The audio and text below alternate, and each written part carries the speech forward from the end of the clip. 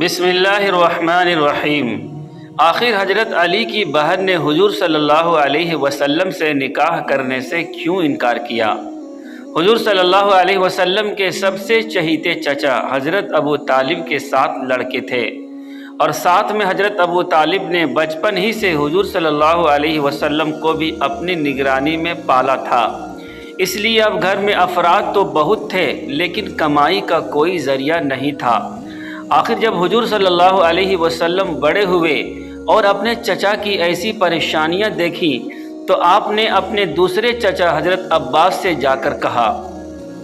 کہ اے میرے چچا جان، آپ تو دیکھتے ہیں نا کہ میرے بڑے چچا حضرت ابو طالب بہت زیادہ تنگیوں کا سامنا کرتے ہیں، گھر میں کھانے کو کچھ نہیں ہوتا، اس لیے میں چاہتا ہوں کہ ہم دونوں مل کر ان کی کچھ مدد کریں اور ان کے لڑکوں میں سے کسی 1 یا 2 کو اپنی کفالت میں لے کر ان کے کھانے پینے کا انتظام کریں۔ چچا عباس کو حضور صلی اللہ علیہ وسلم کی یہ بات بہت زیادہ پسند آئی اور کہنے لگے کہ ہاں بھتیجے، مجھے بھی بہت دنوں سے اس بات کی خواہش تھی، اس لیے چلو ابھی چل کر ہم اس بارے میں بات کرتے ہیں۔ اور پھر حضور صلی اللہ علیہ وسلم اپنے چچا عباس کے ساتھ حضرت ابو طالب کے گھر پہنچے اور کہنے لگے کہ اے میرے چچا جان، ہم آپ کی پریشانی و تنگ حالی کو دیکھ کر اکثر رنجیدہ رہتے ہیں، اس لیے آپ اپنے لڑکوں میں سے کسی کو بھی ہماری کفالت میں دے دیں۔ تو یہ سن کر حضرت ابو طالب نے جواب دیا کہ میرے چھوٹے بیٹے عقیل کو چھوڑ کر تم جسے چاہو اسے لے سکتے ہو۔ تو حضور صلی اللہ علیہ وسلم نے حضرت علی کو اور حضرت عباس نے جعفر طیار کو اپنی کفالت میں لے لیا۔ وقت گزرتا گیا، اب کیونکہ حضور صلی اللہ علیہ وسلم کا بچپن بھی حضرت ابو طالب کے گھر گزرا تھا اور شادی تک آپ صلی اللہ علیہ وسلم اپنے چچا حضرت ابو طالب ہی کے ساتھ رہے، تو اس لیے حضور صلی اللہ علیہ وسلم کو اپنے چچا کی لڑکیوں میں بڑی لڑکی حضرت ام ہانی سے بہت زیادہ لگاؤ تھا، اور خود حضرت ام ہانی بھی حضور صلی اللہ علیہ وسلم کے اچھے اخلاق کی وجہ سے آپ سے بہت محبت کرتی تھیں، اور زندگی کی آخری سانسوں تک ان کے اندر یہ محبت قائم رہی۔ حضرت ام ہانی کا اصلی نام فاختہ تھا، وہ حضرت علی و جعفر طیار جیسے بڑے صحابہ کرام کی سگی بہن تھی۔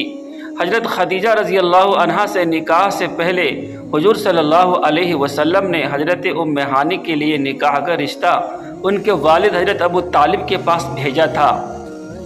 لیکن حضرت ابو طالب نے یہ کہتے ہوئے انکار کر دیا کہ میں ام ہانی کے رشتے کی بات قریش کے ایک خاندان سے کر چکا ہوں، اس لیے اب میں اپنی بات سے مکر نہیں سکتا۔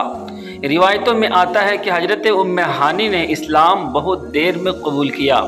لیکن اس کی بڑی وجہ جو بیان کی جاتی ہے وہ یہ ہے کہ حضرت ام ہانی کی شادی قریش کے جس آدمی سے ہوئی تھی اس کا نام حبیرہ تھا، وہ اسلام کا بہت بڑا دشمن تھا، اس لیے حضرت ام ہانی اپنے شوہر کی سختی کی وجہ سے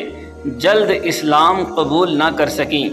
لیکن کچھ لکھنے والوں نے یہ بھی لکھا ہے کہ حضرت ام ہانی تو اسلام کے شروع زمانے ہی میں مسلمان ہو گئی تھیں،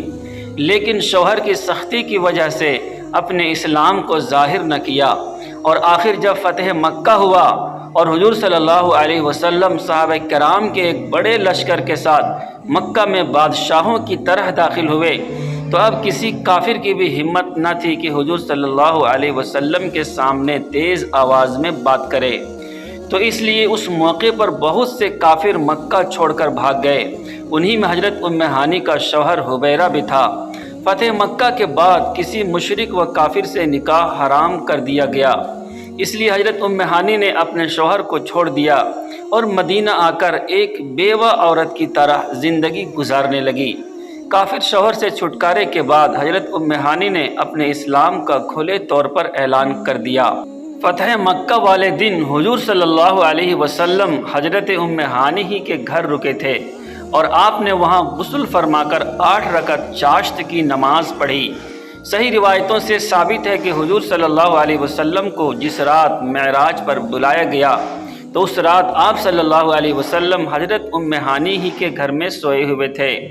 حضرت خدیجہ رضی اللہ تعالی عنہا کی جب وفات ہوئی تو اس وقت حضور صلی اللہ علیہ وسلم کی سب سے چھوٹی بیٹی حضرت فاطمہ گود میں تھیں، اس لیے حضور صلی اللہ علیہ وسلم کی چچا زاد بہن حضرت ام ہانی ہی نے حضرت فاطمہ کی ایک لمبے زمانے تک تربیت و دیکھ بھال کی۔ اسی لیے حضرت فاطمہ رضی اللہ عنہا بھی حضرت ام ہانی سے دل و جان سے محبت کیا کرتی تھیں۔ روایتوں میں آتا ہے کہ حضرت ام ہانی جب بیوہ ہو گئیں تو ایک دن حضرت علی رضی اللہ عنہ حضور صلی اللہ علیہ وسلم کے پاس تشریف لائے اور کہنے لگے کہ اے اللہ کے رسول، آپ میری بڑی بہن ام ہانی سے نکاح کیوں نہیں کر لیتے؟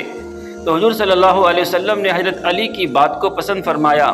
اور پھر حضرت ام ہانی کو نکاح کا پیغام بھیجا، لیکن حضرت ام ہانی نے آپ صلی اللہ علیہ وسلم سے نکاح کرنے سے صاف منع کر دیا۔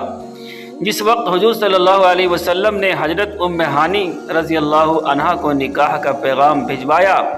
تو حضرت ام ہانی نے جواب میں فرمایا کہ محمد صلی اللہ علیہ وسلم کا حق بہت زیادہ ہے اور میں ایک بچوں والی عورت ہوں، میرے بچے یتیم ہو چکے ہیں، اس لیے مجھے ڈر لگتا ہے کہ اگر میں نے حضور صلی اللہ علیہ وسلم سے نکاح کیا تو میرے یتیم بچوں کو پھر میری طرف سے وہ حق نہیں مل پائے گا جو ایک ماں کی ذمہ داری ہوا کرتی ہے، اور اگر حضور صلی اللہ علیہ وسلم سے شادی کے بعد میں اپنے بچوں کا حق ادا کرنے میں لگ گئی تو مجھ سے حضور صلی اللہ علیہ وسلم کا حق ٹھیک سے ادا نہیں ہو پائے گا، جو کہ میرے لیے محرومی کا سبب بن سکتی ہے۔ تو جب حضور صلی اللہ علیہ وسلم کو حضرت ام ہانی کے اس جواب کی خبر ہوئی تو آپ صلی اللہ علیہ وسلم فرمانے لگے کہ قریش کی عورتیں بہت بہادر اور سمجھدار ہوا کرتی ہیں، کیونکہ قریش کی عورتیں اپنے شوہر کی خدمت بھی بہتر طریقے سے انجام دیتی ہیں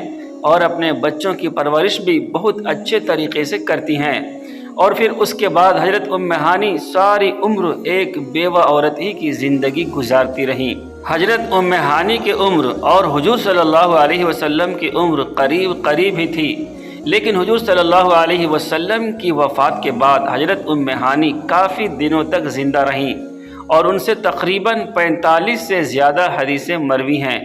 وہ حضور صلی اللہ علیہ وسلم کے خوبصورت چہرے کی تعریف بڑے ہی انوکھے انداز میں بیان کرتی تھیں۔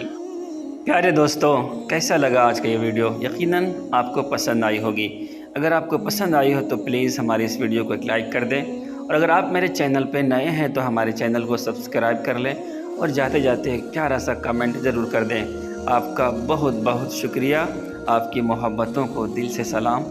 اور آخری میں گزارش کہ اپنا ڈھیر سارا خیال رکھیں۔ شکریہ، اللہ حافظ۔